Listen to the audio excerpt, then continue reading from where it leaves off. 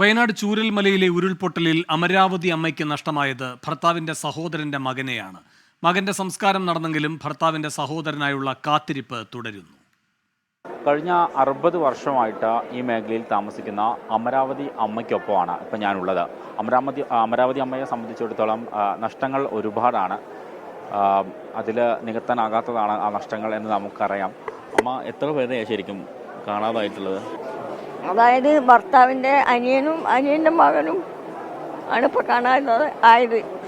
അവർ 2 മക്കളും ഹോസ്റ്റലിൽ പഠിക്കണോണ്ട് അവർ കഴിച്ചിലായി. ഫസ്റ്റത്തെ ഉരുൾപൊട്ടലിന് അവർ ഇവിടെ കൊണ്ടുവന്നാക്കിയിട്ടുണ്ടായി. ചൂരൽമല ഹൈസ്കൂളിൽ ക്യാമ്പിലായിരുന്നു അവർ. അത് കേൾക്കാതെ അനിയൻ എന്ത് കട്ടി, എൻ്റെ മകൻ ഒറ്റയ്ക്കാണ് പറഞ്ഞിട്ട് രാത്രി പോയതാണ് മകനെ കാണാൻ. അച്ഛനും മകനും ഒരുമിച്ച് പോയി. കൂട്ടിരിക്കാൻ പോയതാണ്. മകൻ ഒറ്റയ്ക്കാണ് പറഞ്ഞിട്ട് അച്ഛൻ കൂട്ടിരിക്കാൻ പോയതാണ്. രണ്ടാളും കൂട്ടിയിരുത്തിയില്ല ലാസ്റ്റ് വരെ.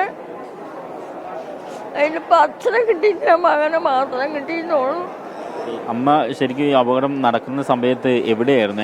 നിങ്ങളൊക്കെ എങ്ങനെ ഇവിടേക്ക് എത്തിയത്? ഇങ്ങനത്തെ മഴയല്ലേ, ഏത് സമയം മഴ. ആദ്യം ഉരുള് പൊട്ടി വന്ന് അപ്പം അച്ഛനത് കേട്ടിട്ട് പറഞ്ഞ് എന്തോ ഒരു സൗണ്ടൊക്കെ കേൾക്കുന്നുണ്ട്, ഞമ്മക്കിവിടെ നിന്നാൽ ശരിയാവൂല എന്നാണ് എനിക്ക് തോന്നുന്നത് പറഞ്ഞ്.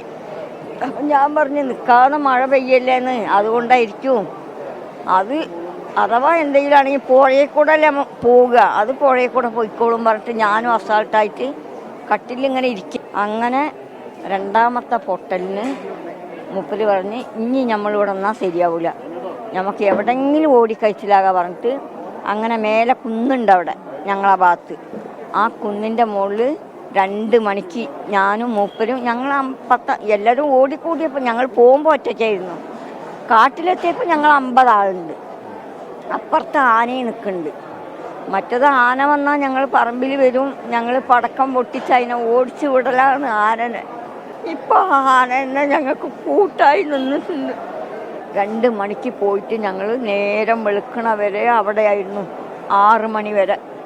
പിന്നെ ഇവരപ്പോഴേക്ക് എല്ലാവരും ഫോണ് വിളിച്ച് ഞങ്ങളെ കാണുന്നില്ലല്ലോ, അങ്ങനെ അറിയാൻ വേണ്ടിയിട്ട് തമ്മിലൊക്കെ ഫോണ് വിളിച്ചപ്പോൾ ഞങ്ങൾ ഇന്ന സ്ഥലത്തുണ്ട് പറഞ്ഞ്. അങ്ങനെ അവർ ജീപ്പ് എടുത്തിട്ട് വന്ന് ഞങ്ങളെ കൂട്ടിയിട്ട് വന്ന്. എത്ര വലിയ പാറയാ അറിയോ, ആ വഴിയോ ചൂരൽമലയാണെന്ന് അറിയുന്നില്ല. അപ്പം ആ തോതിലപ്പോൾ ഉള്ളത്. ഞങ്ങളെ അവസ്ഥ പോയ മുതൽ പോയി. ഇനി ഞങ്ങൾക്ക് ജീവിക്കേണ്ട കുറച്ച് കാലം കൂടി. ഇനി ഞങ്ങൾ അങ്ങോട്ട് പോകണമില്ല.